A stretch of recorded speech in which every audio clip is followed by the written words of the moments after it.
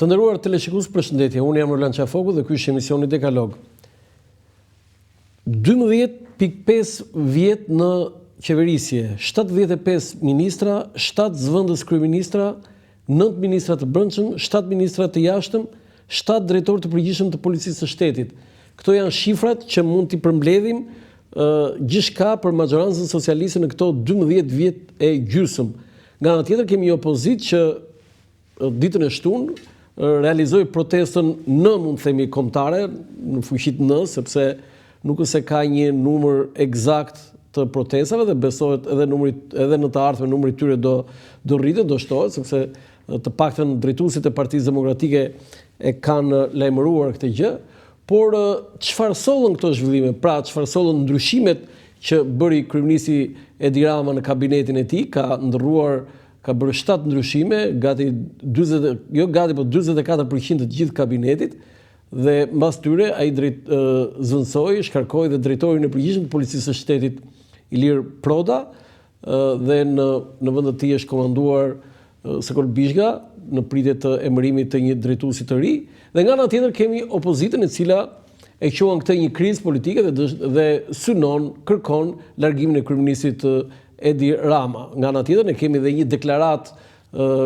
që dënon dhunën e protestës së Partisë Demokratike.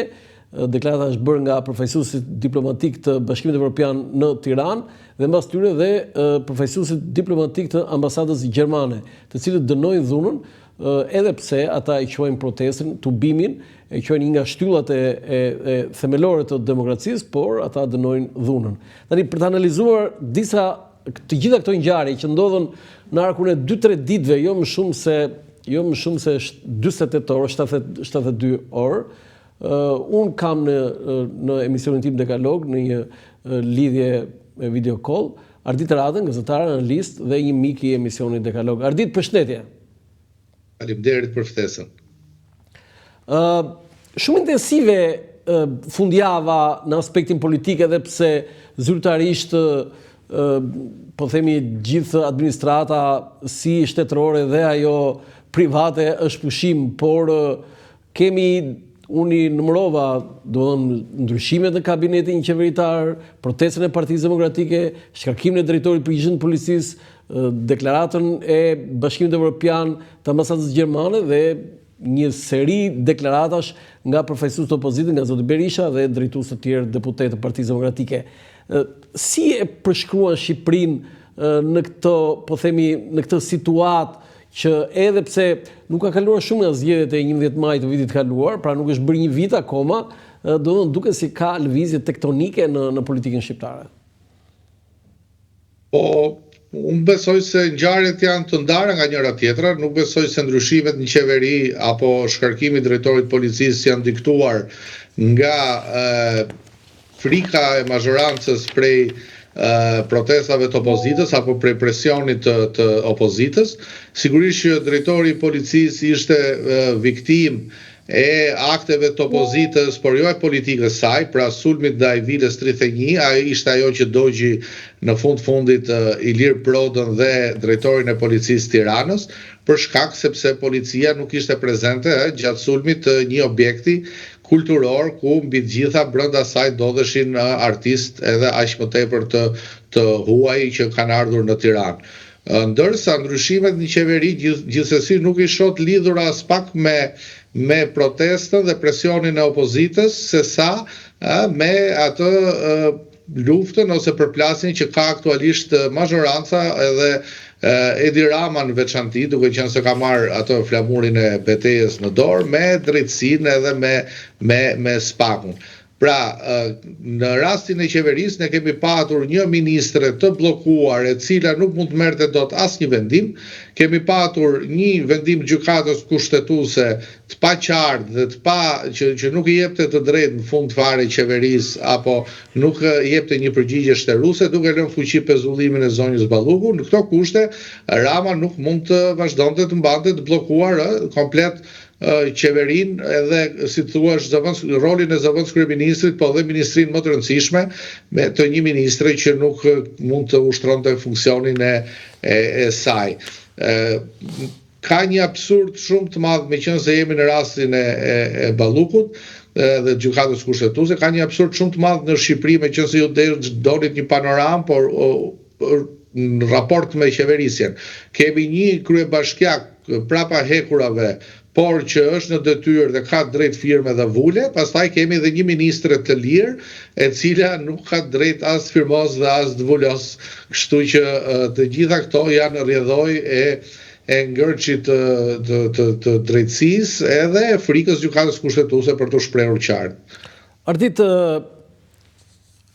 zoti Rama, në të gjitha situatat e tjera të disa personazheve të lartë të politik të brenda maggiorancës, ka pasur një shprehje, kush ka punë me drejtësinë të gjejë avokat. Është lapidare kjo në gjithë në gjithë, po themi, impenjimin e tij politik në pushtet.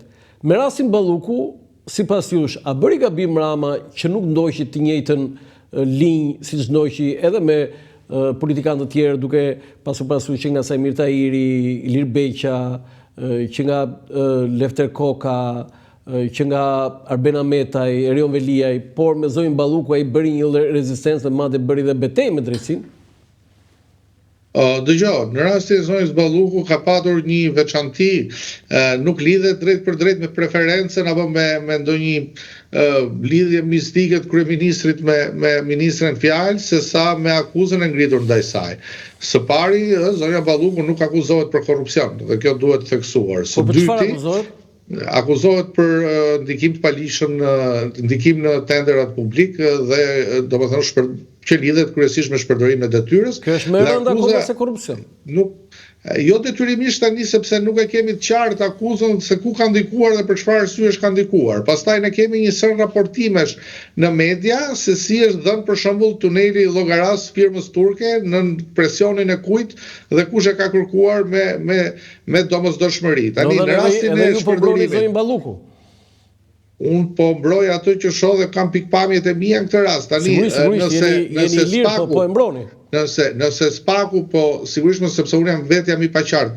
Nëse Spaku thotë që ka dëm ekonomik në tunelin e llogaras, që ka kushtuar 50 milion euro, dhe unë nuk kam shifrën se sa është ky dëm ekonomik dhe Spaku nuk ka bërë një ekspertizë, atëherë mua më lind dyshimi dhe them hetimi është i paplot.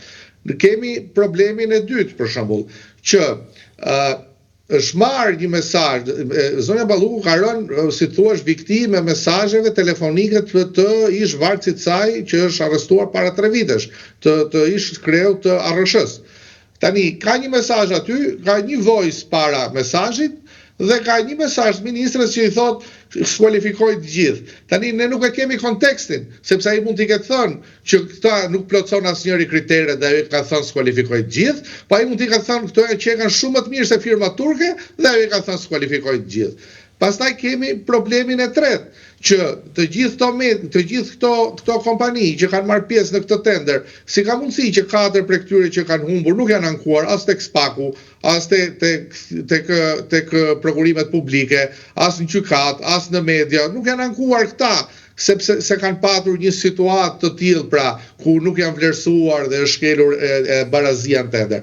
Në këtë kuptim, unë besoj që Edi Rama ka të qartë këtë panoram, pra, ka të qartë rezultatin, ku çdojnë hetimet dhe që nuk e bindin atë vetë, po edhe pjesën tjetër të Partisë Socialiste. Është tjetër që lufta brenda partisë dhe dëshira që mund të kenë disa socialistë. Do të pyes për atë brenda partisë, po vetëm Edi Rama dhe ti Ardit, domethënë nuk e keni kuptuar, domethënë se çfarë akuze ka për zonjën Balluku, se gjithë e keni kuptuar.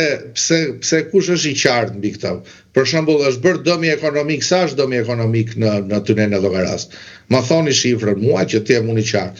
Dhe nga ana tjetër, a nuk ju bën përshtypje juve që 2-3 elementve që kanë dalë nga dosja janë veshur 200 akuza tjera nga emisione televizive, nga eksponent të Partisë Demokratike dhe shiten si raportet Spakut edhe si pjesë e dosjes hetimore? Për shembull, kur thot keni parë origjinën e akuzës ju kur thonë që ka 300 apartamente zonja Balluku? E dini origjinën e kësaj akuze? Kjo nuk është pyetje ime, nuk e bëra pyetje. Po nuk e bëra unë të pyetje. Unë bëra pyetje që ka një standard që e krijoi veti zoti Rama dhe për këtë mori dhe mbështetje populore që për ka një standard mori mbështetje populore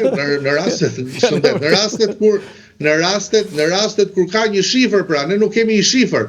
Në rastin e zotit Veliaj ka një shifër aty që flitet për shpenzimet e çogjës. Tani këtu nuk di kush është korrupsioni.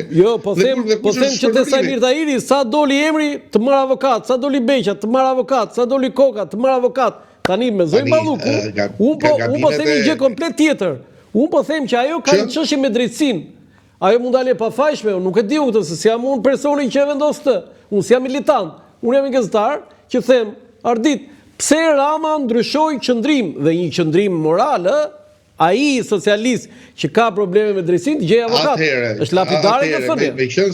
Meqense që kam kaq i paqartë kur them që hetimi nuk është bindës për Edi Ramën, po ja u shpjegoj në formë tjetër. Mazhoranca është e lodhur nga lufta, nga përballja me SPAK-un dhe me GKK. Është dhe ndjehet tepër e dëmtuar dhe ndjehet tepër e pambrojtur në raport me organet e reja të drejtësisë.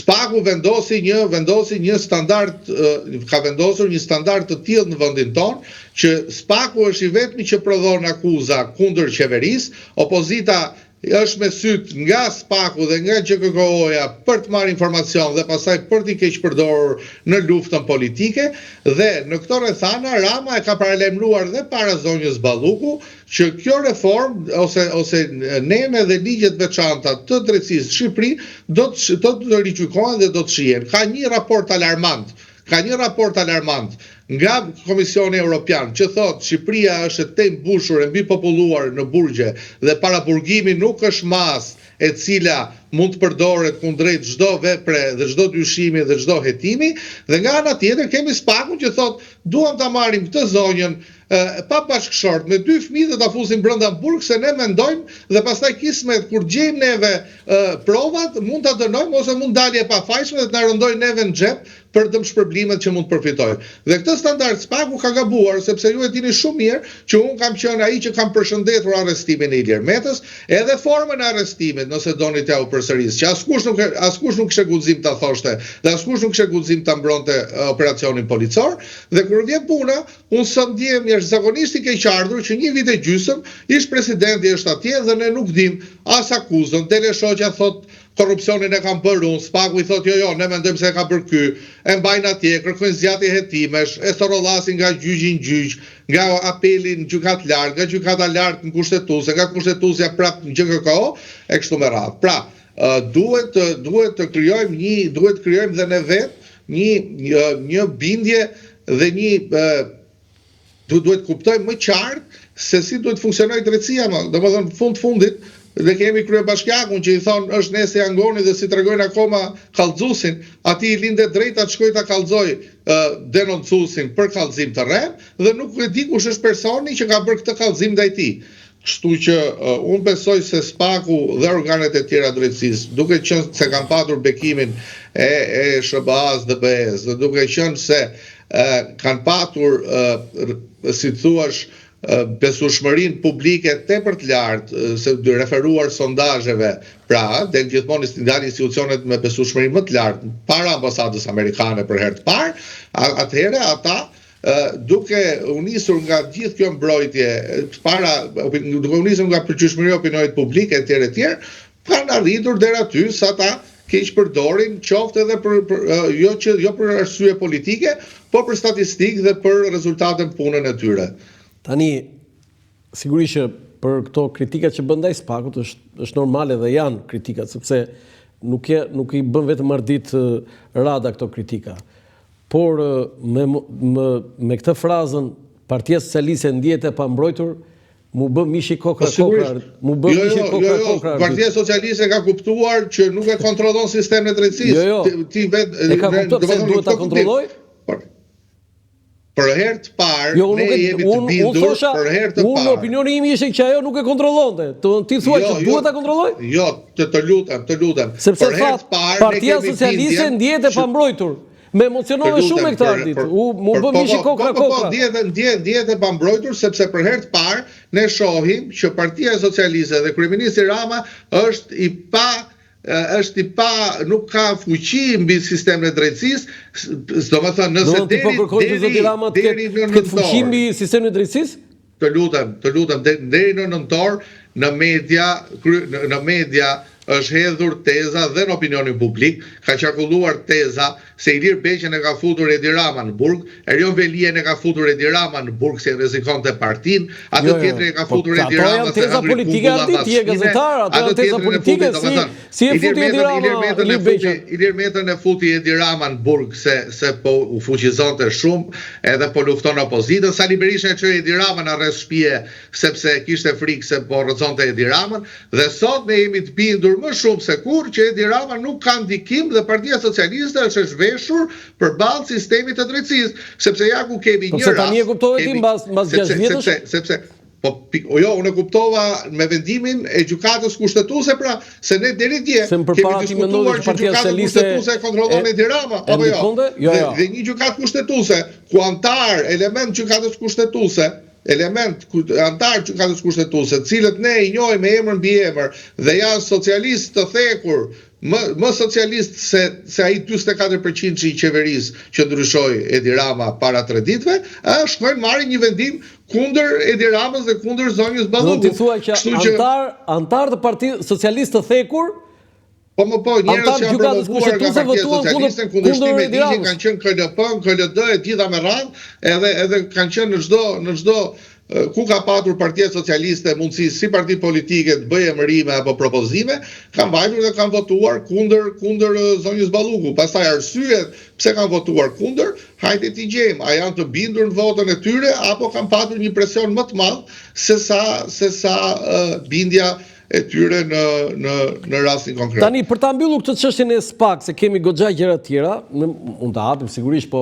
në këtë kontekst me që përmendet, Partia Socialiste është një luftë dhe Edi Rama është një luftë dhe një betejë me SPAK-un në këto momente.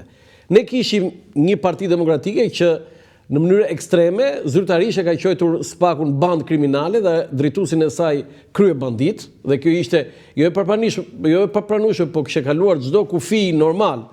Dhe tani kemi dhe Partinë Socialiste dhe zotin Rama, i cili është në luftë dhe në betejë të hapur me SPAK-un. Tani, mos vallë kemi një projekt që SPAK-u mos të vazhdoj dhe të përsërit mandatin e saj, sepse në një nga fjalimet e tij, zoti Rama tha që ne kemi ngritur SPAK-un të jetë i përkohshëm.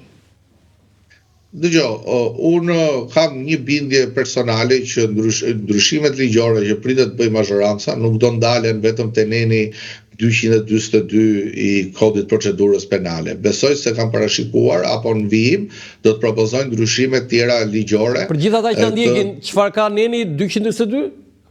Është çështja e masës pezullimit për zyrtarët e lartë, pra është ajo shtesa që mazhoranca do t'i bëj përveç avokatit popullit, presidentit ashtu do të shtoj dhe ministrat edhe zyrtarët tjerë në listë.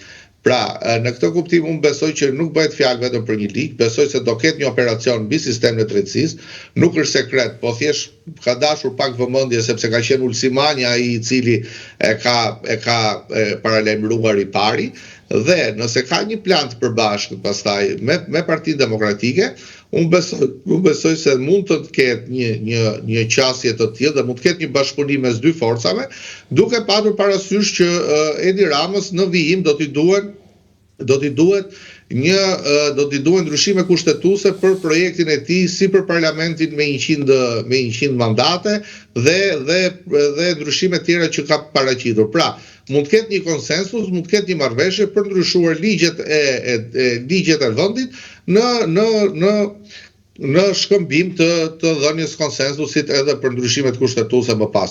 Pra, ligjet që do ndryshojnë në reformën e drejtësisë. Domethënë, më shkoqur, ti thua që Partia Socialiste me Partinë Demokratike mund të arrini një marrëveshje për të shkrirë SPAK. Jo për të shkrirë SPAK-un, për ndryshuar një sër ligjesh dhe nemesh, të cilat edhe mund ta shfuqizojnë SPAK-un. Edhe mund ta shfuqizojnë SPAK-un. Të mos vazhdojë SPAK-u funksionimin. Jo, pra jo, sepse po mos funksionoj spaku funksionimin, do mbetemi pa prokurori fare.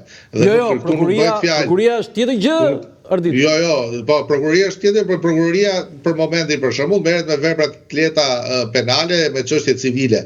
Spaku është ai që lufton krimin organizuar, lufton dhe korrupsionin politik edhe unë delikuajnë çik, Ardit ta bëjmë çik kështu simplify. Tani më shkoqur unë nuk di të ta shpjegoj. Më të komplikuar nuk bën. Edhe një herë. Ti do që ta shkrin, unë them nuk kam për ta shkrirë, do të heqin kompetencat. Edhe një herë. Spaku është ndërtuar me një mandat të caktuar, pra prokurorët që janë aty kanë 9 vjet. Për 1 vit e gjysmë, diçka 2 vjet, i mbaron mandati. Mbaron mandati, po. Shumicës së prokurorëve. Pyetja thelbësore e rëndësishme është, majoranca do t'ja u shtoj mandatin, do t'ja u jap një mandat tjetër këtyre prokurorëve, apo ndërpritet mandati dhe merr fund spaku? Atëherë, unë besoj se majoranca dhe parlamenti, bashkë me Partinë Demokratike, gjithë bashkë, kush do jenë ato ditë në parlament, do t'ja zgjasin mandatin. Por kur të vi puna për t'i zgjatur mandatin, veprimtaria e spakut në atë moment do jetë shumë e kufizuar se sa sot.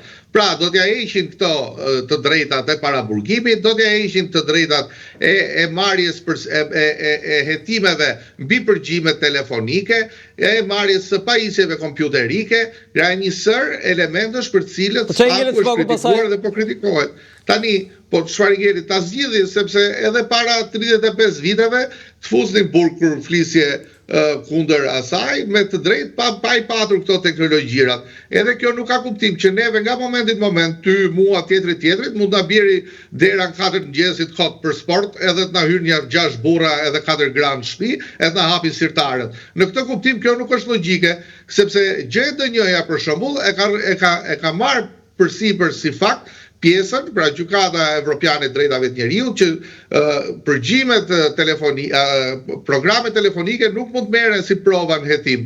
Tani, vetëm spaku në Shqipëri e bën këtë gjën, që merr, zbërthej WhatsAppin, zbërthej atë, mundi nxjerrë nga konteksti, të fut brenda dhe pastaj kur sqarohet, ne pastaj duhet të kuptova.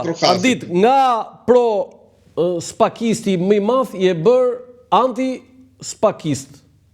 Unë nuk kam qenë ndonjëherë pro spakut në kuptimin e veprimit. Përkundrazi, unë kam qenë skeptik për sjelljen e tij mbi dosje më të rënda penale të politikanëve shqiptar, të cilat nuk i ka marrë fare për bazë dhe nuk i ka hetuar apo nuk po i jep drejtim. Por nga ana tjetër, unë kam kërkuar që spaku të mos preket, po, dhe kam besuar se është një investim i SBA-s dhe IBE-s, dhe besoj dhe kam besuar që Amerika është më e dhënë mbas pavarësisë edhe sovranitetit të Shqipërisë edhe demokracisë së Shqipërisë se sa politika shqiptare.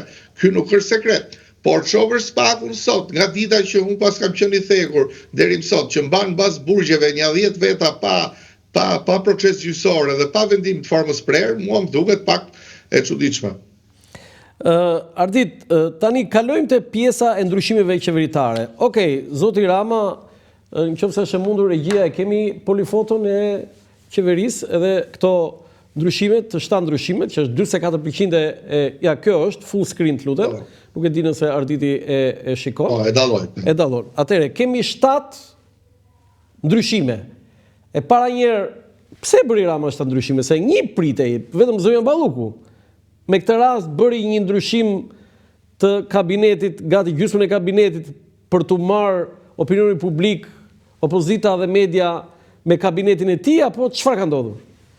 Jo, është rëndësishme të kuptojmë pjesën që nëse shumica priste vetëm shkarkimin e zonjës Balluku, këto ndryshime janë bërë qëllimisht për të përcjellë një mesazh politik që zonja Balluku e gëzon ende mbështetjen e kryeministit Rama, duke mbajtur atë balancën pra brenda qeverisë, sepse në thelb shumica e emërimeve të rëndësishme janë njerëz pranë zonjës Balluku dhe janë ish vartës të saj.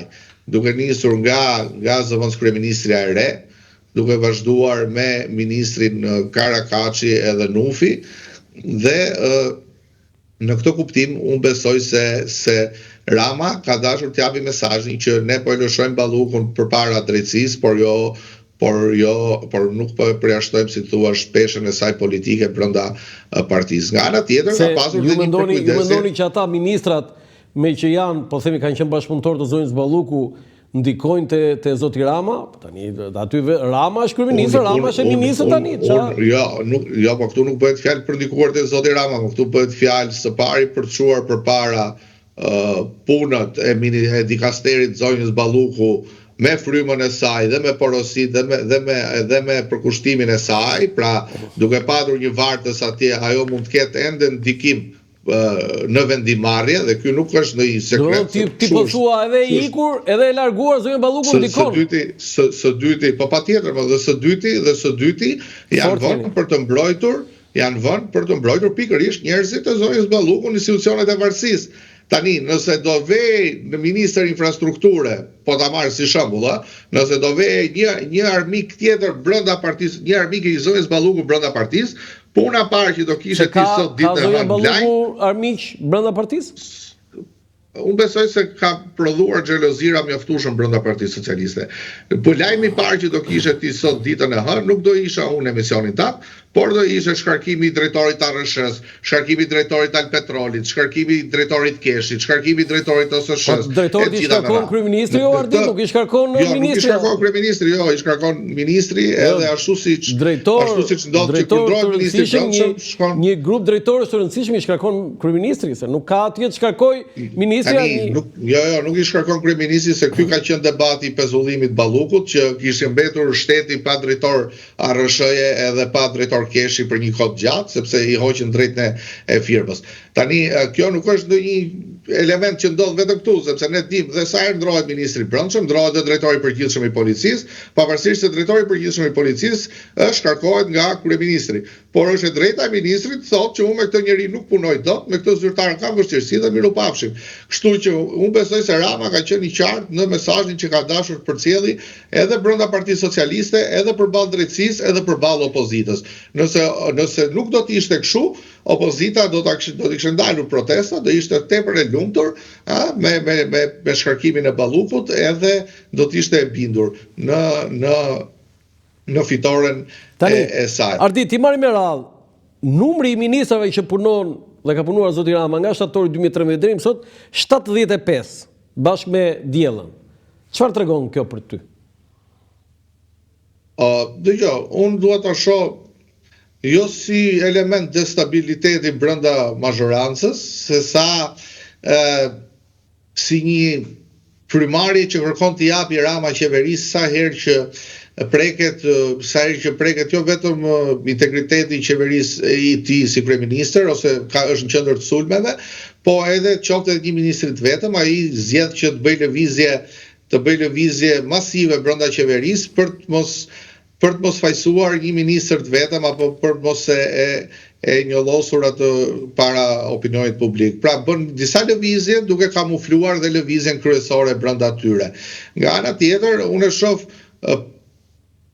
pozitive lëvizjen, por nuk shoh pozitive emërimin e figurave që nuk kanë peshë politike dhe nuk i njohim. Por ka dy aspekte, domethënë, së pari e shoh pozitive sepse ne ishim mësuar me Berishën, që 8 vjet kryeministër Berisha, 8 vjet Topalli kryetare e kuvendit, 8 vjet Ridvan Bode ministër finance, 8 vjet Aldo Bumçi duke bredhur në 4 ministri, 8 vjet Basha, 8 vjet Oldashi e kështu me radhë, dhe nga ana tjetër nuk e shoh nuk e kuptoj peshën politike tyre, por është me siguri është në kuadrin e asaj atij reformimit që Rama ka paralajmëruar prej kohësh, gjakun e ri në Partinë Socialiste, dhe në fundit ne kemi parë ministra në kabinetin e Ramës që janë zhdukur mbas mandatit tyre si ministër. Mos harroni së fundmi për shembull kemi rastin e zonjës Elva Margariti, që nuk e di askush se ku është edhe nëse është më angazhuar në PS. Pastaj kemi dhe rastin e Gent Sakajt, kemi rastin e Besa Shahinit, eksperimenteve ndryshme që ka bërë Rama në qeveri, që prap nuk janë askund. Ti marrim me radhë, do kthehemi edhe te shifrat tjera, po ti marrim me radhë gjithë zvendësimet. Zonja Balluku është larguar si ministre e infrastrukturës dhe energjisë, dhe në vend të saj është Enea Karakaçi. Cili është komenti juaj? Po, paka shumë ajo që thash më parë, bëhet fjalë për ish shefin e kabinetit zonjës Balluku, është një emërim që me siguri është propozuar nga vetë zonja Balluku tek kryeministri Rama. Fakti që ndryshimeve në qeveri kanë bjetuar ministri i financave për shembull, apo emërime tjera të propozuara më parë nga Balluku, do të thotë që Rama ka një besueshmëri tek emrat që ajo i jep. Nga ana tjetër, duhet të jemi të kujdesshëm për figurat e reja, sepse një pjesë e tyre mund të kenë qenë dhe pjesë e grupit negociator të Shqipërisë me Bashkimin Evropian. Dhe Rama mund t'i njohë më mirë se sa ne, apo mund t'i di kontributet. Ne vetë jemi gazetar, bëjmë kërkimet tona për emrat veçantë, por informacioni për shumicën prej tyre është i kufizuar. Albana Koçiu zëvendëson Belinda Ballukun si zëvendës kryeministre. Çfarë do të thonë ka kjo që Albana Koçiu nga ministre e shëndetësisë, ministre e brendshme, tani zëvendës kryeministre. Dhe në këtë kontekst Ardit është zëvendës kryeministja e 7. Niko Peleshi, Ledina Mandia, Senida Mesi, Erion Braçi, Arbena Meta, Belinda Balluku, Albana Koçiu. Një zëvendës kryeministër rri 2.1 vjet në detyrë. Por dëgjoj, neve nuk mund t'i marrim tani pse rrin kaq pak apo pse rrin shumë, se kur rrin shumë fillojmë shqetësohemi. Kur rrin pak prap. Jo pra, e the vetë atë se Ridvan Bode 8 vjet e ti po. Sigurisht. Okej, shumë po. Edhe kaq Rama i ka dhënë pesh rolit të zëvendës kryeministit të Shqipëri, që ishte një rol pothuajse inekzistent. Unë mbaj mend për shembull Berishën, nga Berisha unë mbaj mend vetëm Gazmend Doketën si zëvendës kryeministit. Më ka qenë Ilirë Smajli që dha dorëheqjen. Ashtu, kështu që domethënë, sepse ka sfumuar Berisha rolin e tyre dhe prandaj nuk është se mbahen mend për publikun. Ndërkohë Rama i ka dhënë një rol të veçantë zëvendës kryeministrit, i ka dhënë kompetencat që i takojnë, pra të firmosin vend të tij në shumicën e vendimeve dhe nga ana tjetër edhe të përfaqësojë atë në parlament edhe në takimet ndërkombëtare. Kështu që prandaj neve bëhemi merak dhe na bien sy këto lëvizje. Tash zonja Koçiu në atë rol është pikërisht në vazhdën e asaj që unë ju thash më parë, bëhet fjalë për një figurë që vjen nga bashkia Anës, si zonja Manastirliu, si zonja Balluku, është një ministre që gëzon Rama një personalisht, ka punuar me të dhe gëzon respektin dhe ka arritur rezultate të larta të pak të Ministrinë e Shëndetësisë, sepse në Ministrinë e Brendshme ka qenë për pak muaj. Ka ngjallë nga ana tjetër, po ta shohësh, zonja Koçiu ka qenë tepër aktive në parlament kohët e fundit, në përballje kryesisht me Sali Berishën, po dhe me opozitën tërësi, sa i përkiste për shembull rolit policisë, arrestimit të protestuesve, gjitha me radhë, kështu që Rama ka vlerësuar dhe këtë angazhimin e saj në debatin parlamentar dhe politik. 5 muaj gjysmë Ardit as e ngrohu karrigen e ministres brendshme. Tani, nëse do që ta kritikojmë, unë ta kritikoj sepse unë di për shembull si qytetari që në 5 muaj hoqi vetëm monopatinat, i mori njerëzve motorët. Po unë po flas në aspektin politik. Ti kishe monopatin? Jo, unë nuk ngas motor, por kam parë që ka pak kënaqësi të mëdha në rrjetet sociale dhe ata që i kanë pasur. Por Rama i tha ti nuk do merresh me policinë, i tha ti do merresh me këto gjërat e tjera, i tha. Domethënë ajo e ka të shkruar, e ka detyrë ligjore të merret me çdo gjë. Jo, nuk është ky nuk ka thënë këtë mesazh kryeministri. Si nuk ka thënë që Rama, Ardit, lutem se unë jam serioz, ti e di. Kur ka marrë detyrën tha Albana tha ti nuk do merresh me policinë fare, tha ti do merresh me gjendje civile dhe me këto gjëra të tjera. Si jo? Jo. Po e ke fjalimin aty? Nuk do merresh me policinë fare. Ne shohim fjalimin më vonë. Nuk i ka thënë fare që nuk do merresh me policinë. I ka thënë që duhet ta zhveshë Ministrinë e Brendshme nga imazhi i një ministrie që merret vetëm me policinë dhe që në krye duhet të ketë vetëm burra. Tani Ministria e Brendshme ka një sër funksionesh tjera, pra përveç policisë ka gjendje civile, ka pushtetin vendor. Ecim. Ardit, ecim se e kuptoj që ke bërë shumë socialist. Besfort Lamallari, emërohet ministri i Brendshëm, zvendëson Albana Koçiu. Nuk kompleksohem unë nga këto komentet, po unë ku ta gjej isha më shumë socialist, sepse ata që kanë nxjerrë ti atje në fotografi, as 80% e tyre janë socialist. Shumë e vërtetë, që edhe unë bashkoj me ty, po kam frikë se jemi të dy gabim.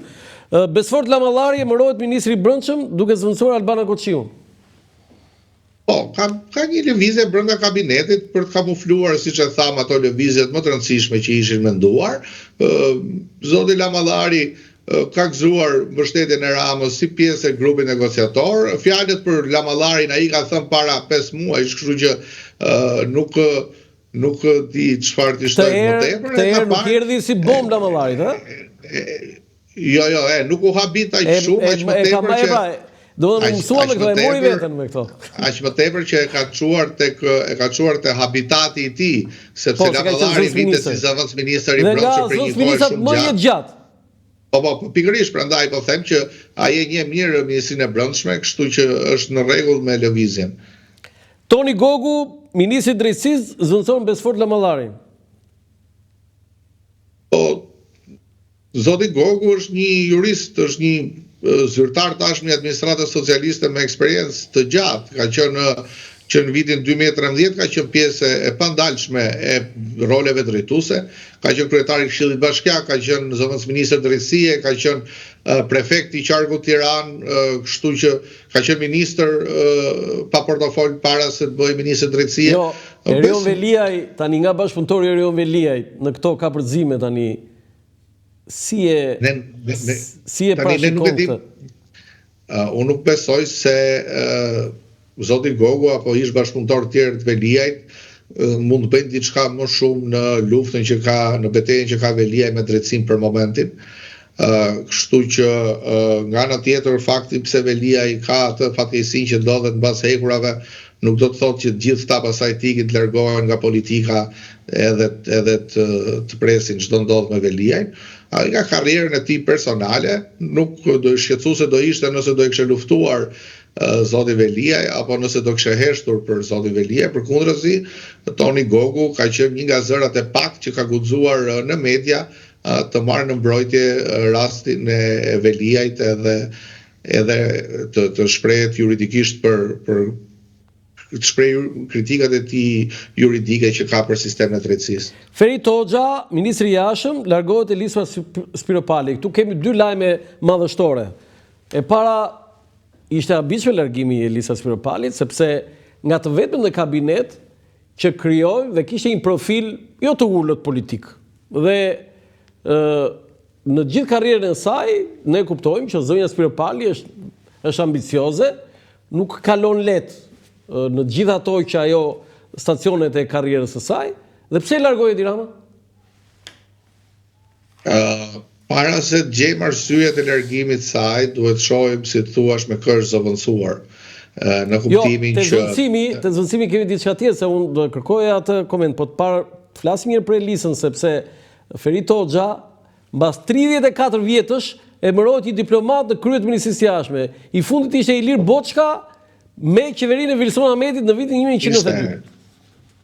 Ishte dhe Igli Hasani, të paktën i fushës së diplomacisë, por ki parasysh pra zonja Spiropali i zuri vendin një diplomati dhe u zëvendësua nga një diplomat.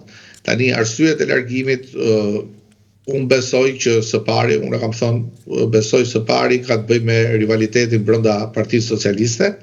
Edhe largimi i Spiropalit ishte një mesazh për socialistët, për të gjithë ata që kanë zhvilluar ndoshta një luftë pas shpine brenda kabinetit, apo një përgjigje qoftë edhe nëse këta janë në nivel thashë themi.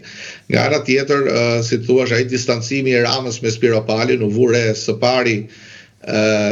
pari kur kryeministri e kritikoi 5 muaj më parë, mos gaboj, në atë takimin e famshëm, dhe së dyti dhe së fundmi ishte. Roja i, po ai para një muaji e ka kritikuar. Roja tha dhe ministri gjëna tjetër. Po. Dhe së fundmi ishte vizita e Ramës në Washington. Domethënë, shkon një kryeministër, shkon në Washington dhe shoqërohet jo me ministrin e jashtëm, por merr me vete ministrin pa portofol të pushtetit vendor. Kupton? Domethënë, shkon dhe shoqërohet në SBA me Ervin Demon. Edhe ky ishte një mesazh, si të thuash, për Elisën edhe për kabinetin përgjithësi. Por reagimi i Elisës si ishte? Spiropali është një politikane e integruar në Partinë Socialiste vet, sigurisht me pëlqimin e Ramës, por nuk ka ardhur as nga ato prurjet e G99-s, as nga ndonjë lobim i veçantë. Ka qenë preferencë e Ramës të angazhojë dhe t'i japi pushtet brenda Partisë Socialiste, i ka besuar shumë detyra edhe në organizimin e Partisë Socialiste, që tek rinia, tek diaspora edhe gjitha këto, por nga ana tjetër Rama nuk mund ta mbaj më, si thuaç, nuk mund t'i mbaj të tërë mbi shpinë gjithë kohës, është i lodhur nga kjo situatë. Sigurisht që Rama vetë besoj i pëlqen ato thashë themet apo intrigat apo ato që ndodhin brenda partisë, por që nuk i le asnjëherë pa dhënë mesazhe qoftë edhe përmes largimeve.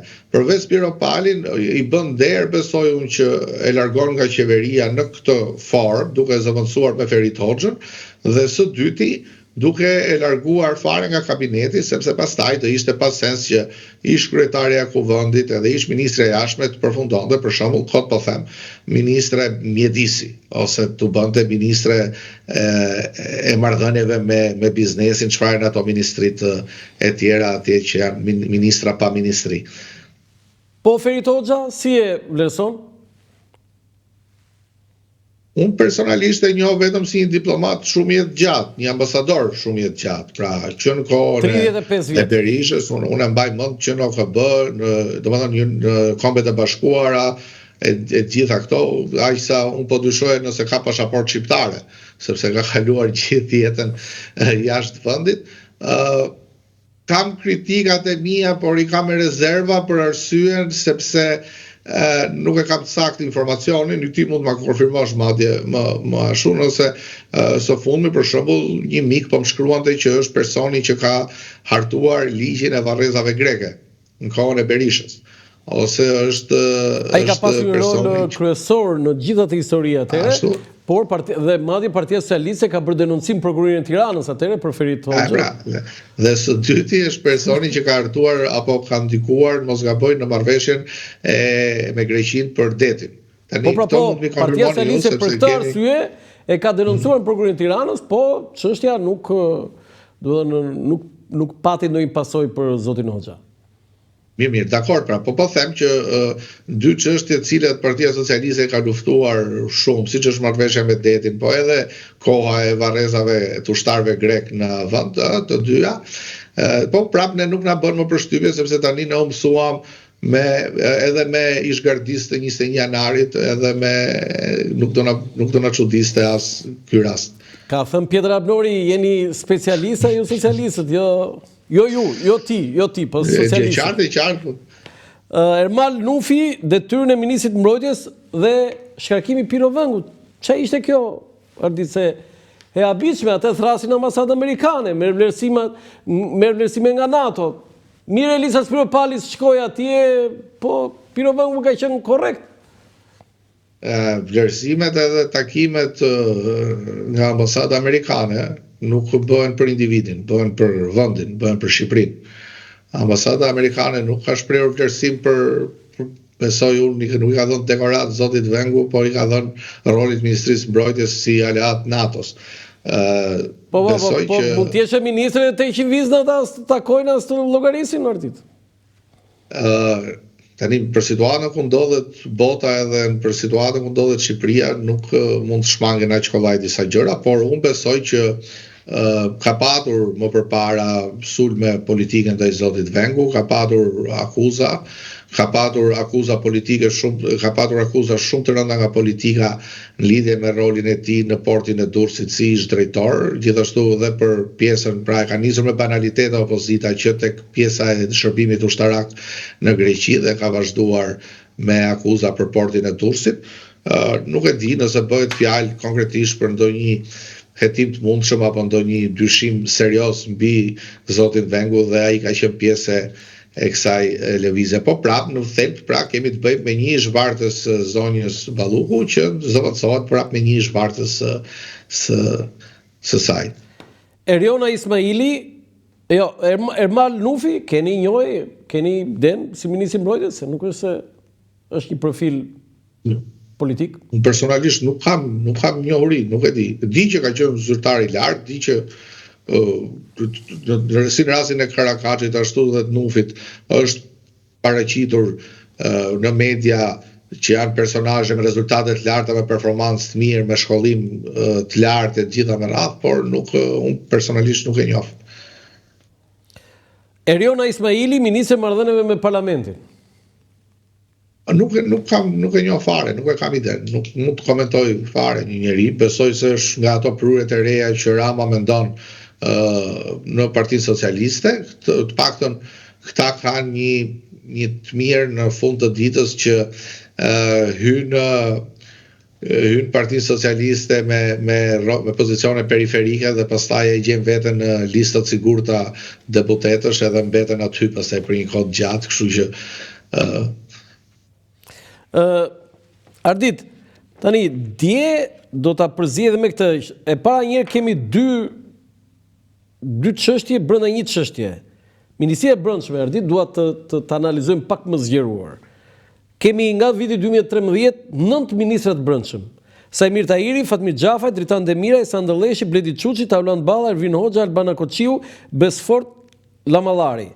Dhe kemi edhe 7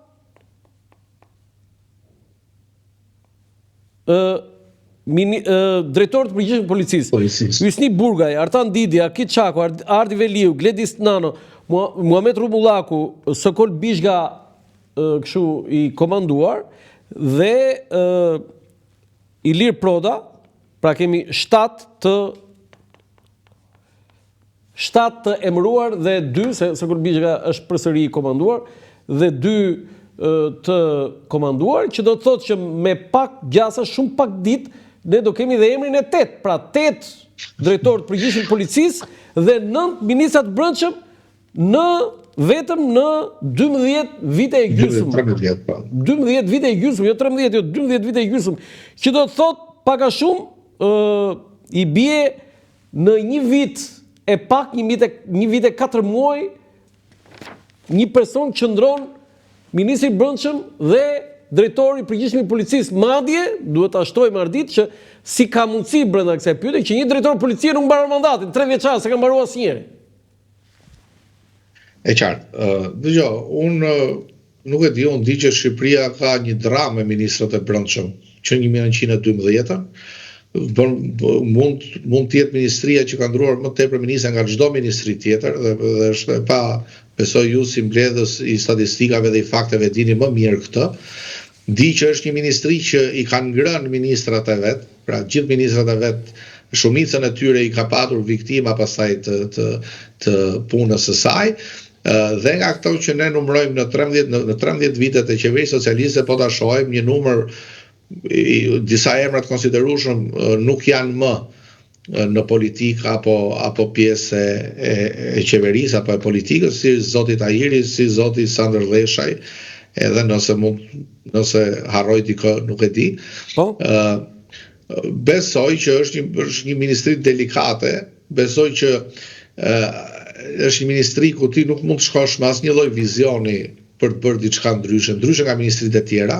Është një ministri që e ka të lidhur punën me sigurinë, me rendin publik, me sigurinë, po edhe me krimin organizuar.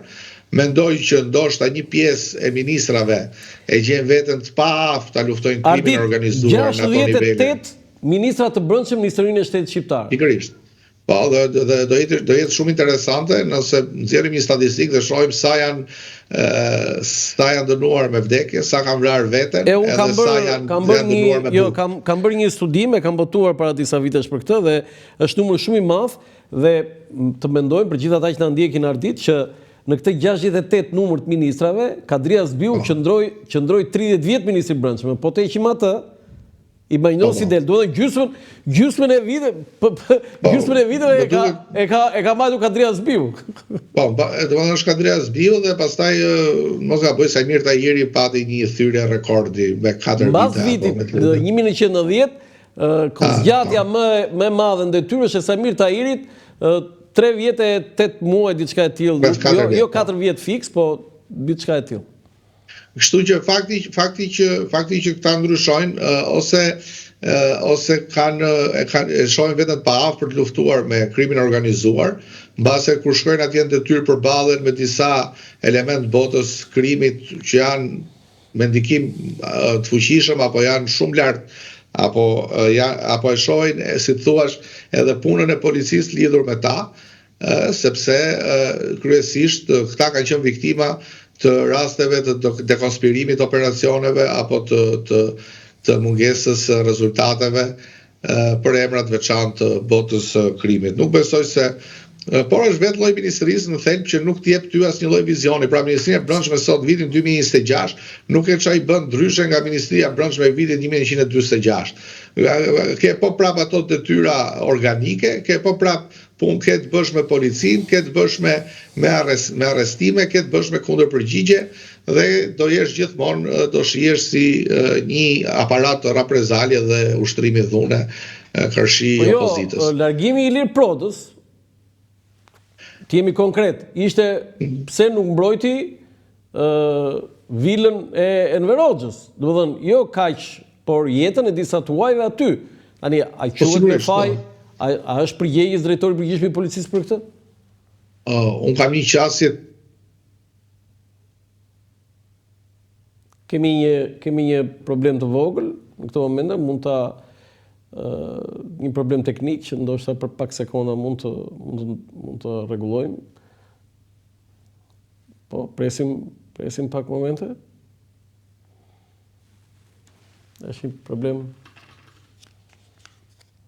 Jemi duke folur gjithnjë me Ardit Radën për ndryshimet e kabinetit qeveritar, për protestën e opozitës dhe për zhvillimet tjera politike në vend. Ardit Rada ka bërë një analizë të detajuar për gjithë ndryshimet që ka bërë zoti Rama në kabinetin e tij. Janë 7 ndryshime. Madje kësaj shtohet edhe largimi i drejtorit përgjithshëm të policisë së shtetit, madje edhe të drejtorit të policisë së Tiranës. Edhe zoti Rada është duke bërë një analizë të detajuar të kësaj situate, të kësaj situate politike dhe ndryshimeve që zoti Rama ka bërë në kabinet, por edhe për atë që quhet qëndrimi i opozitës për zhvillimet politike dhe për ndryshimet e kabinetit zoti Rama. Nuk e di nëse kemi përsëri, po, presim vetëm pak momente, pra po thosha që Ardit Rada ka bërë një analizë, ajo deklarata më forte e tij është që Partia Socialiste dhe Partia Demokratike mund të bëjnë një marrëveshje për të ndryshuar ligjin për SPAK-un, për të ndryshuar disa elementë që tregojnë mënyrën e funksionimit të tij. Tjetër, zoti Rada ka bërë një deklaratë tjetër shumë të fortë për zonjën Spiro Pali, që ajo është viktimë e një lufte të brendshme mbas krave, mbas shpinën që ka bërë në Partinë Socialiste, dhe për këtë për zotin Rama kjo është e papranueshme. Dhe kjo u duk në vizitën e tij në Washington, që ai nuk u shoqërua nga ministrja e jashtme, zonja Spiro Pali, por nga ministri i pushtetit vendor, zoti Ervin Demo. Ardit Rada, gazetari dhe analisti Ardit Rada, më pas ka bërë një skaner të gjithë ministrave të ndërruar dhe të shkarkuar dhe të emëruar rishtas nga kryeministri Edi Rama. Vlen për të përmendur, zoti Rada tha që me këto ndryshime tregoi që zoti Rama i jep besim përsëri zonjës Balluku, edhe pse ai e shkarkoi, sepse një pjesë e atyre që janë emëruar në detyrë kanë qenë bashkëpunëtor të ngushtë të afërt të zonjës Balluku, fjala vjen edhe Albana Koçiun, ai e cilëson të tillë, por edhe të tjerë si Ermal Nufin, që është emëruar ministër i mbrojtjes, Enea Karakacin si ministër i infrastrukturës. Po, Ardit, jemi përsëri? Po, patjetër. Po, fillojmë aty. Fillojmë. Po, ishim tek zoti Proda, pra. Edhe një herë ju lutem. Po, ishim tek zoti Proda. Unë mendoj që unë kam një qasje ndryshe nga policinë e shtetit. Unë besoj se policia e shtetit është kompleksuar jashtëzakonisht shumë nga politika. Ka qenë e pambrojtur absolutisht nga Partia Socialiste, kryesisht fillimet e qeverisë së saj, ka qenë anatemuar dhe sulmuar vazhdimisht nga Partia Socialiste dhe ka qenë, si të thuash, e pambrojtur para sulmeve dhe prandaj ka munguar dhe reagimi. Keni parasysh rastin kur një polic vrau një qytetar dhe u kthye në sebeb për protesta, që në atë moment këta e zhveshën policinë e shtetit nga e drejta e ushtrimit detyrës saj në terren, edhe e kompleksuan deri në atë formë sa që polici sot nuk është më i gatshëm të përballet, nuk ka më dëshirë dhe nuk ka më mbrojtje nëse përballet me dhunën. Së dyti kemi rastin e asaj policës cilës ju prek gishti nga shpërthimi i fishekzjarit dhe pam që as u dënua askush, as nuk u ndëshkua askush, as nuk mbajti përgjegjësi politike askush. Kemi rastin ku arrestohen protestues, u kapen bomba me benzinë në xhep dhe gjykata i nxjerr për 24 orë përjashta me detyrim paraqitje. Kështu që në këto kushte policia është e trembur të reagojë, sepse në Shqipëri mungon ajo kultura që e ka e gjithë bota, që së pari policia është i vetmi organ që me ligj ja garanton ligji ushtrim në dhunës, së dyti është i vetmi organ që ka drejt mbaj armë edhe shkopinj me vete, dhe së treti policia nuk është mësues, nuk është shkollë, është dajak. Kur shkon puna dërge polici pastaj, nuk ka më atje me policin, jo po më cito nenin, jo po më cito ligjin. Kështu që këtë pjesë nuk e kam kuptuar. Ardit, policia nuk është dajak tani, mos e bëj policin dajak. Jo, kështu është në gjithë botën, shkojmë ku të duash ti, se s'po të them Amerikën që të vrasin, po i ktheve fjalën, po edhe në Europë. Shkojmë ku të duash, i kenë majt kalit me shkopin. Jo, në Amerikë është po e preke, jo po i ktheve fjalën, me fjalën nuk... I kenë majt kalit mes Europës me shkop 2 metra në dorë. Tani, pjesa e zotit Proda është që fatkeqësia është jo vetëm se u godit godina, por... Berisha tha sot që Proda është karkuar sepse nuk mbrojti vilën e Enverit. Po pikërisht, kjo është arsyeja. Po të ishte vila bosh dhe po mos ishte vila me 12 turistë, me 12 artistë huaj brenda, do kishte shpëtuar dhe Proda, sepse ashtu siç sulmuan kryeministrinë, do kishin sulmuar dhe muret e një godine tjetër. Nuk ka të bëjë me objektin se është i shtëpia Enver Hoxhës. Tani unë ditë them këtë që Berisha tani ka problemet e veta në deklaratat që bën. Besoj që Berisha është kaktari kryesor që pi largon njerëzit, jo vilën e Enverit të sulmoj, po edhe shtëpinë e Edi Ramës dhe çfarë doj, sepse po shfaq shenja skizofrenie në deklaratat e veta. Domethënë skizofrenie thellë dhe e frikshme dhe alarmante që duhet alarmojë. Vetëm një gjë vogël, Ardit, të lutem, që do merremi me opozitën për ta mbyllur këtë të qeverisë. Dhe shifra tjetër e qeverisë është 4 ministra të arrestuar dhe 1 kërkim. Samir Tahiri, Lefter Koka, Ilir Beqa, Erion Veliaj, Arben Ometa në kërkim. Pra 5. Komenti juaj, se tham kaq ministra këtu e kaq ministra të ikur, të larguar, të emëruar. Tani 4 ministra të arrestuar, se edhe Erion Veliaj ka qenë ministri fushëve të çështjeve sociale, dhe 1 kërkim. 5. Ky 5 nuk quhet se ky është aleati i Partisë Demokratike, kështu që nuk e konsiderojmë dot. Ai ka qenë ministri juaj o Ardit edhe zëvendës kryeministri tani. Ai ka qenë ministri jon, jo juaj, ka qenë edhe joti, kështu që mos juaj, por po ta shohësh. Jo, ta thash juaj se si socialist e the, s'është me yni. Jo, dakor. Dakor, se nuk e kam problem të pjesë. E di, po unë prandaj ta them se ke problem. Tani halli është ky, që nëse ne s'do kishim këtë bilans, nuk do kishim këto ministra të arrestuar, ne do hidhnim prap ato dyshimet tona mbi formën e qeverisjes, sepse përgjigjen tani për këtë ta kanë thënë Rama që në 2013-ën, ka thonë ne nuk jemi si ata. Tani ai nuk është si ata, taksirat të mbajnë dhe burgun edhe kostot edhe të gjitha me radhë. Qytetarët, ka një pjesë qytetarëve besoj unë që e vlerësojnë dhe thonë bravo i qoftë që ky nuk është si ata dhe nuk i mbron njerëzit përballë ligjit, ka mund të ketë një pjesë zhgënjur të vetë socialistëve që thotë që nuk është sjellje e dur kjo, edhe nuk mund të lëshohet njeriu kështu para drejtësisë. Edhe një gjë tjetër brenda kësaj, te drejtorët e policisë e kam shumë merak. Zoti Berisha e ka masakruar së Kolbishkën, besoj e di historinë e tij. Po e di historinë. Ai doja një koment se Do thënë, nuk është puna se Sokol Bishga ka nevojë ta mbroj unë, më. Ka del në pension tani, e diti që del në pension tani? Po, ma mërmendja. Sepse është emër shumë i vjetër në policinë. Ai sulmi që i bën Berisha e përdhos fare figurën e tij, e gropos. Që pse mbeti gjallë në një sulm nga bandat në Sarandë në 97-ën, që e kishte dërguar ka qenë me urdhë të Berishës aty, e diti këtë? Po. Dhe tjetra 8 vjet kryeministër do ta kishte shkarkuar 20 herë Sokol Bishkën, po ishte në nivele të larta. Tani çfarë ndodhi? Pse sulmon Berisha? Berisha është drejtori komanduar tani.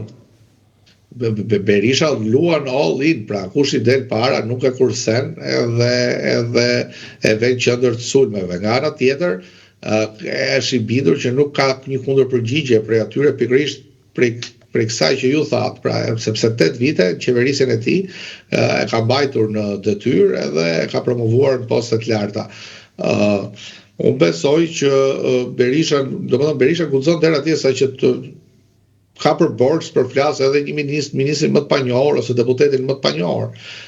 Por ka një gjë që reflekton rrugës, mëson për lidhjet e politikanëve ose të policëve ose të njerëzve ndryshëm, mëson për lidhjet që kanë pasur Partinë Demokratike, mëson për këto dhe pastaj reflekton dhe nuk i vëmë në qendërsuar. Për shembull, Zoti Bishga ai do ta sulmoj për protestën e radhës kur të shkojnë prapë të rrihen me policinë atje, por pastaj nuk do merret më. Ju po ta mbani mend Berishën në 2025-ën, kishte një listë me 4-5 emra që thoshte i ka financuar krimi me djem dhe vajza të reja, sot nuk e ka më atë listën, e ka harruar, nuk i përmend më si të zgjedhur nga bota e krimit.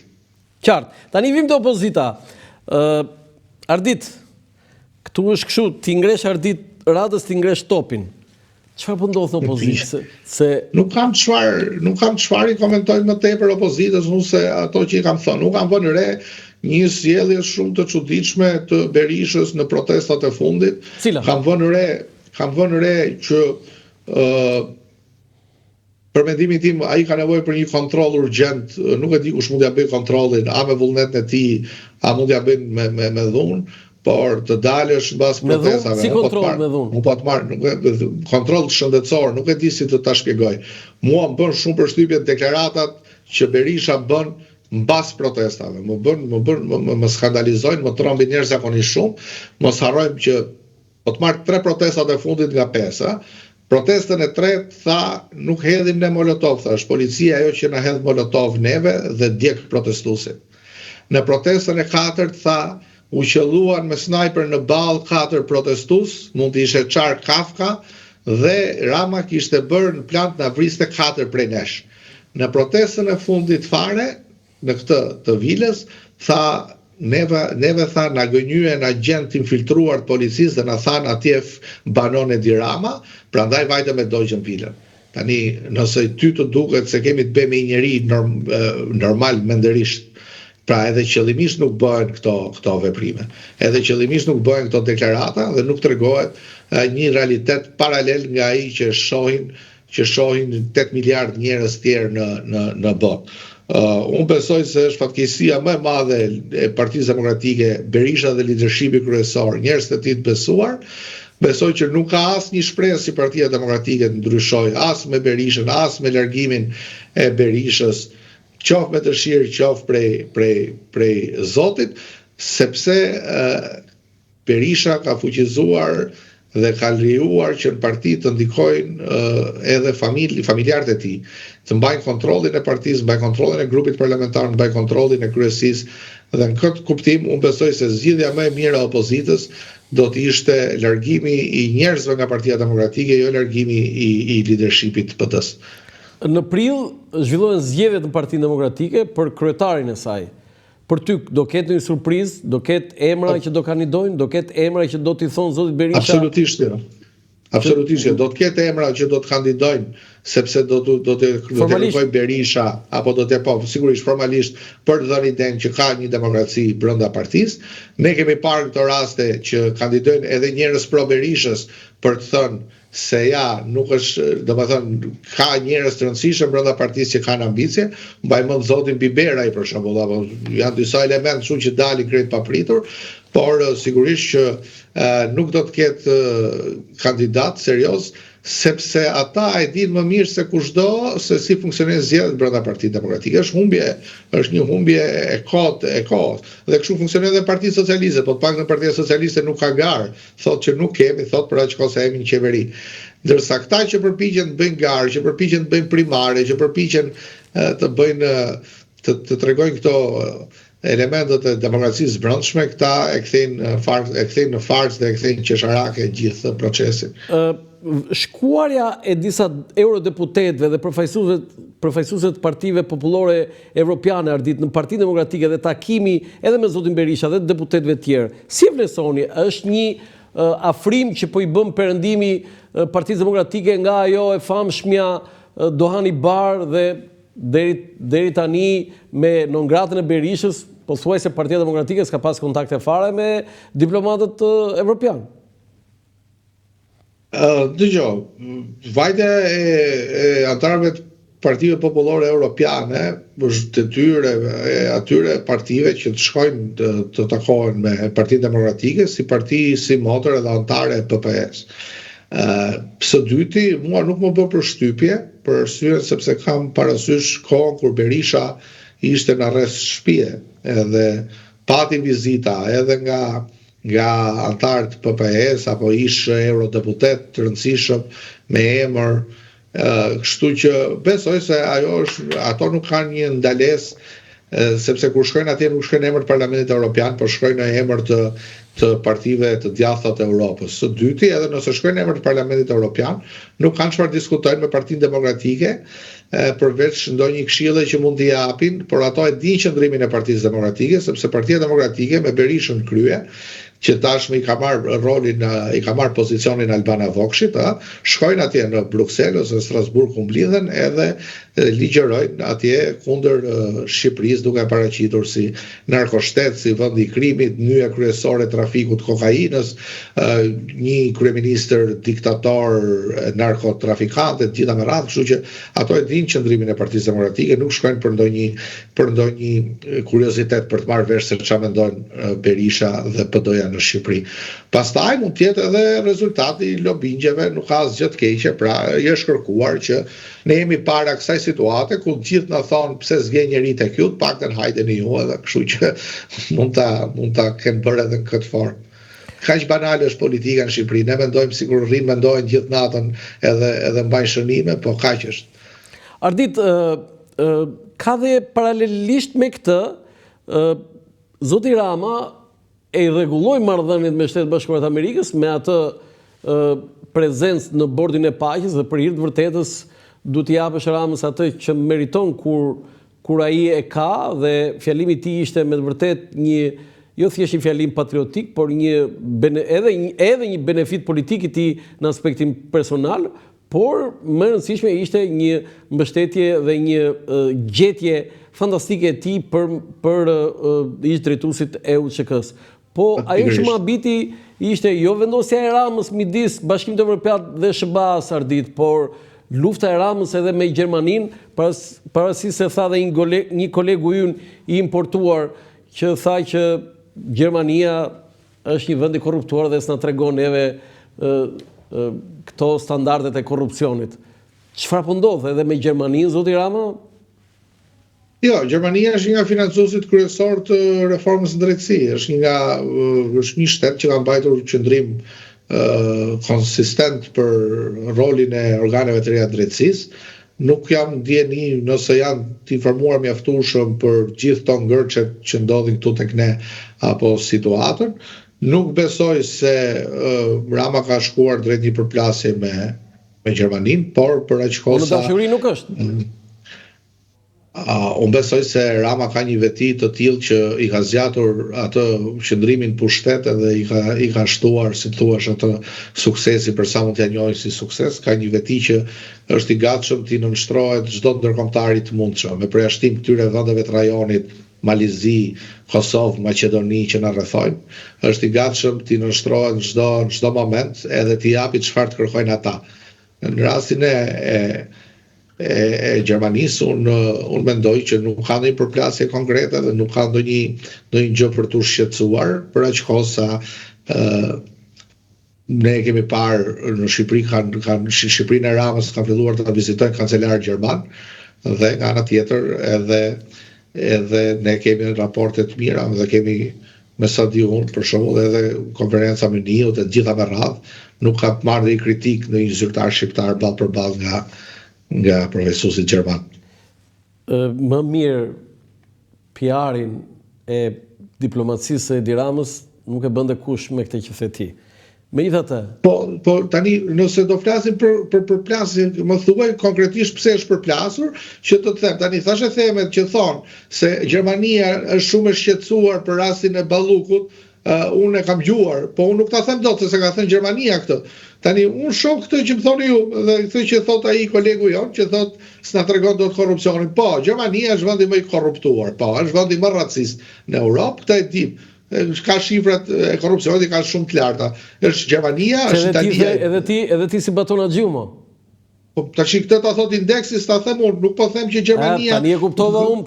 Do të thënë kjo është kështu kolektive pasaj. Nuk është kolektive, por seriozisht e keni Gjermania vendi korruptuar. Çfarë thua? Them sepse s'mendoj. Çfarë thua? Pse nuk e dini ju që Gjermani, Belgjik, Italia janë vendet më të korruptuara në Bashkimin Evropian? Mos e fut Shqipërinë këtu, sepse nuk matemi dot pastaj me asnjë. Këtë nuk e dini ju që Spanja është ka nivel të korrupsioni. Që nga virusi i batonit ti, unë e dia ishull atë. Nuk akuzova Gjermaninë, nuk po them, po desha ta them te këtë. Unë nuk ndaj këtë mendim se nuk është element për t'u thënë. Nuk kam arsye unë pse ta njollos Gjermaninë. Kur e ke takuar për herë të fundit baton axhiun? As e kam takuar asnjëherë. Po si ka mundësi të ka zënë që nga në ajër virusi i batonit pastaj? Nuk, tash ose po kuptohemi, ose do më nxjerrësh mua nervat që keme edhe inatet që keme batonin. Unë po ta them inate me batonin? Po. Në Bashkimin Evropian. Jo, për deklaratën, jo personale, jo, po për deklaratën fjalë, ato pakënaqësinë që kem, do po më nxjerrësh mua. Unë kam qesh me lot me deklaratë, po. Unë nuk e them këtë gjën për asnjë shtet, sepse unë nuk jam këtu për të vënë paralelizëm. Ne e dim që çdo vend në botë mund të jetë më i korruptuar se Shqipëria për shkak se prodhon më shumë para. Nëse këtu korrupsioni bëhet me 100 euro, me 500 euro, me 1 milion euro, bota që ka më shumë para mund ta bëjë me 100 milion euro. Unë se ti nuk vjen të shëjmë parazi dhe as krahasimi. Ardit, kam një pyetje të tillë.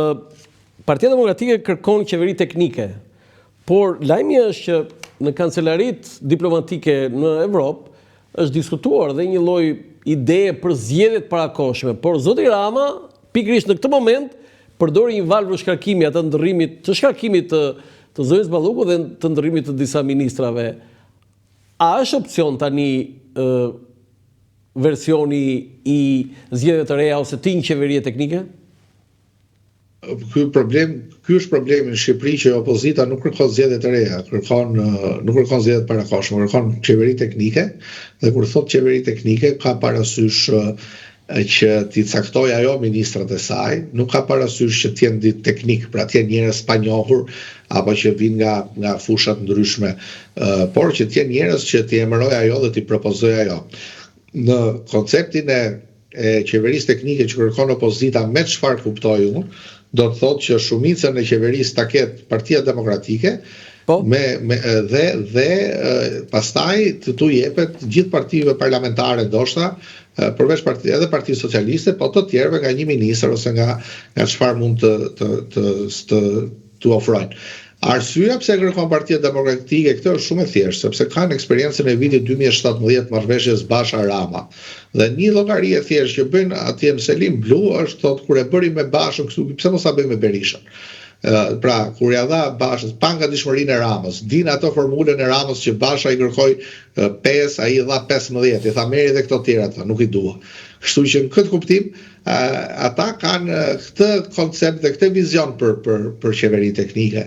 A duhet, a është e nevojshme? Qeveria teknike duhet minimalisht krijohet në kushtet e një krize shumë të madhe të ekzistencës së vetë mazhorancës, jo të ekzistencës të opozitës. Pra, nëse mazhoranca është në fije të perit, apo nëse ka ose nëse sondazhet apo zgjedhjet e fundit elektorale para zgjedhjeve të përgjithshme e kanë çuar opozitën në shifrat e mazhorancës, apo e kanë ndarë 50 me 50 peshën politike në vend. Por ne tani shohim, tani unë s'po t'i citoj sondazhet se prap janë diskutueshme, ato që i zhvillojnë kohët e fundit, por prap ne shohim që kemi një opozitë që nuk është rritur as në leadership, as në pjesëmarrje në tubime, dhe unë këtë e them sepse është mund ta paraqisim një miting ne sigurisht e masiv ose madhështor ose kishte pjesëmarrje shumë të madhe, por nuk është habi që një parti që ka 350.000 vota të mbledhë 3.500 veta apo 35.000 veta në shesh. Madhështia e opozitës do dukej nëse këto njerëz do t'i mblidhen në përrethë, nëse do kishte një frym në çdo qytet, nëse do kuptonte që Shqipëria nuk është Tirana, nuk është vetëm Tirana Shqipëria, janë edhe 60 bashki tjera që kanë problematika, kanë situata, që kanë demokrat, apo kanë dhe qytetarë të pakënaqur. Kështu që unë besoj që PD-ja vetëm e kërkon qeverinë teknike sa për të përfshirë në një proces dhe për të ngritur ato pikët e saj para mbështetësve, por nuk besoj se do t'i shërbente, sepse edhe kur e patën qeverinë teknike, prap akuzuan se këto xhaj kishin blerë zgjedhjet para se do bënte qeveria teknike, i kishin nxjerr parat, pra pastaj kur u shkëputën nga Basha nxorën teori tjetër që nuk i bleu, po ja dha Basha se ishte tradhtari i Partisë Demokratike. Në këtë kontekst, Ardit, zoti Rama dhe majoranca do t'ja heqi mandatin, do të pranojë kërkesën e SPAK zonjës Balluku? Imunitetin, jo mandatin? Unë besoj diçka që nuk e dija jemi sakt në llogaritje, Rama ka kërkuar 2 javë kohë të njihet me raportin e Këshillit Mandateve. Ja, jo është ironike se raporti i Këshillit Mandateve nuk është shkruar pa lejen e Ramës. Tani po pikërisht pra që ta kuptojmë, ka kërkuar 2 javë kohë sepse pikërisht mbas 2 javësh skadon afati i kërkesës SPAK-ut për heqjen e imunitetit dhe arrestin e zonjës Balluku. Pra bëhen fiks 3 muaj nga data 16 mars. Bëhen fiks 3 muaj nga kërkesa, bie kërkesa, dhe besoj që në këto kushte ndoshta janë duke negociuar qoftë edhe përmes presionit publik që është bërë SPAK-ut apo presionit me ndryshime nenesh edhe me ndryshime ligjesh edhe me ndërhyrje reforma drejtësi qoftë edhe në rrugë tjera, besoj se janë negociata për ta zbutur masën e sigurisë ndaj zonjës Balluku. Nuk besoj se ka ndonjë gjë të palishme në këtë mes, sepse pam edhe atë eskalimin e masës sigurisë SPAK-ut që kaloi nga pezullimi ka arresti. Do të thotë ti thua që majoranca e jep apo se e jep lejen? Unë them që në momentin që majoranca shprehet për Ballukun dhe e jep apo se jep lejen nuk ka rëndësi, ka rënë kërkesa e SPAK-ut. Ka skaduar afati, u bën 3 muaj. Atë ditë që do marrin Rama me 16 dhjetor me 16 mars, apo 16 nëntor me 16 mars. Pra bëhet 3 muaj fiks. Në atë moment Ramës SPAK-u do vi me një kërkesë të re. Në moment. Historia ka dy mundësi. Freno pak një herë. Tani deri në datën 16 ka kohë marrë se i thonë edhe gjysmë muaj. Majoranca mund ta shqyrtoj këtë. Deri në datën 16 apo 13 se nuk ka rëndësi, me vërtet ka kohë, po nuk ka kohë sa të bëhet raporti që donte 2 javë ta lexonte. Që nga teknikë, që nga taktik. Po këtë pra po them që ai ka kërkuar që majoranca do djeg afatin. Po pikërisht pra do digjet afati i kërkesës SPAK-ut me shpresë që SPAK-u duke u joshur nga pezullimi nga detyra dhe nga lufta edhe nga kjo përplasje e rrethit, do të riqet nga kërkesa e arrestit, do kënaqet me pezullimin, do kënaqet edhe me pasaportën, apo mund propozoj edhe masa më të lehta detyrim paraqitje, arrest shtëpie dhe çfarë janë këto që janë më të kënaqshme deri diku për majorancën. Do të kjo i bie që taktikisht djeg kërkesën e SPAK-ut. Po sigurisht, edhe Spaku vetë taktikisht me taktika edhe taktikisht është sjellur me mazhorancën, sepse i çoi një kërkesë për pezullim, pastaj për hakmarrje, meqense ti e ankimove pezullimin, po ta sjell edhe për arrestin, ty ti je brenda. Tash edhe kjo s'ka kuptim. Ardit, jemi drejt fundit, edhe pse me 83 mandate, pra një super majorancë, shumë e brish duket kjo super majorancë. Për aq kohë sa vendimet e grupit socialist nuk kanë zhgënjur asnjëherë, nuk besoj se është e prisht. Në fund ditës, si të thuash, ajo politika madhe luhet në parlament dhe nuk kam parë që doj askush, ne ishim mësuar më përpara deri të paktën deri në 2017 që kishte largime edhe nga Partia Socialiste, nga grupi parlamentar që shkonin drejt LSI-s. Me shkrirjen e LSI-s dhe me polarizimin e politikës në dy kampe PD-PS, duket sikur edhe të paknaqur nuk kanë ku shkojnë më, edhe janë detyruar të binden, si thuash, vendimeve të grupit. Tani e prish në kuptimin, unë shoh që janë në zgjedhje janë fitimtar. Shoh që në qendrimet publike janë të unifikuar, shoh që në votim në parlament janë të unifikuar. Po, reparti ushtarak fare. Po, pikërisht është ajo që si çdo donte çdo vend demokratik ta kishte partinë e tij. Nuk besoj se ka ndonjë vend demokratik që kryetari do rrëmuj dhe kaos në parti. Okej, jo, këtë e ka arritur, madje ka kaluar Partia Socialiste, ka kaluar çdo gjë. Për ta mbyllur fare se do të me të vërtet, jo, ka qenë një bisedë shtëruese, nuk kemi lënë gjë. Ti beson që në 2027 deri në 2030, pra 2027 mbarojnë procedurat formale dhe në 2030 Shqipëria do të anëtarësohet në BE? Unë shpresoj që po. Nuk e lidh dot me besimin tim, varet nga shumë element. Unë nuk besoj se ndërhyrja, për shembull ka një teori që ndërhyrjet që do të bëjnë mazhoranca apo bashkë me opozitën në kode, në ligje, në rregulla, në institucione, mund t'ja rrezikojnë Shqipërisë anëtarësimin. Nuk besoj se Rama do ta sakrifikonte anëtarësimin për të shpëtuar një individ vetëm apo dy individ nga drejtësia, sepse Rama po qëndron politik me një plan akoma dhe më afatgjatë. Për Ramën politika nis pikërisht në vitin 2027 ose 2030. Qëllimi i tij ka qenë të ishte kryeministri ose presidenti i një vendi antar të Bashkimit Evropian. Se zoti Rama bëhet president mbasi të ikit si kryeministri, duke thënë? Unë besoj se patjetër që ambicia e tij është të jetë drejtues i lartë i shtetit shqiptar në Bashkimin Evropian, si antar i Bashkimit Evropian. Ambicia personale flas. Se ti thej që edhe do bëj dhe Hashim Thaqin president që të shpëtoj nga akuzat. Unë e kam thënë duke pas parasysh ato që kam dëgjuar dhe që më është dukur tezë bind se nuk ka asnjë çudi kur bëri Gent Cakën ministër të jashtëm, edhe o bëhet ky Orash Evdiqa, edhe e mbante me dhunë atje dhe nuk e dekretote presidenti, edhe ky nuk e lëshonte pse mos bëj Hashim Thaqin që e ka mike, vlla e shokët që janë ato që i thotë. Okej, tani për ta mbyllur fare Ardit, dua një koment për gjithçka që po ndodh në lindjen e mesme. Sulmi i Shteteve Bashkuara të Amerikës ndaj Iranit dhe tani Irani që ka marrë disa shëbaja në koordinim me Izraelin, ka marrë disa sulme tjera dhe aty është bërë si një mini luftë botërore tani. Po, e vërtet, sepse gjithë vendet që rrethojnë Iranin, kryesisht Kuvaiti, Katari,